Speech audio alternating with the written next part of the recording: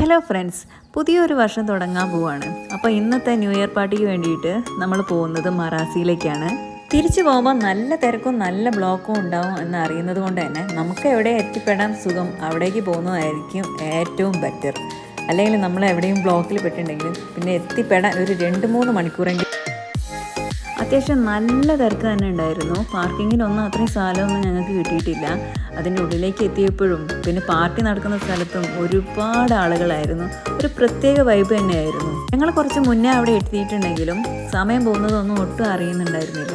ബഹ്റൈനിൽ വന്നിട്ട് ഇതെൻ്റെ ആദ്യത്തെ ന്യൂ ഇയർ ആഘോഷമാണ്. ഇതിന് മുന്നെയൊക്കെ ഞാൻ നാട്ടിലായിരുന്നു എൻ്റെ എല്ലാ ന്യൂ ഇയറും ആഘോഷിച്ചത്. ഇവിടെ നാട്ടിലുള്ള ന്യൂ ഇയർ ആഘോഷമൊക്കെ കഴിഞ്ഞിട്ട് അച്ഛനും അമ്മേനെയൊക്കെ വിളിച്ച് വിഷൊക്കെ ചെയ്തതിന് ശേഷമാണ് ഞങ്ങൾ ഇവിടുത്തെ പാർട്ടിക്കായിട്ട് ഇങ്ങോട്ടേക്ക് വന്നത്.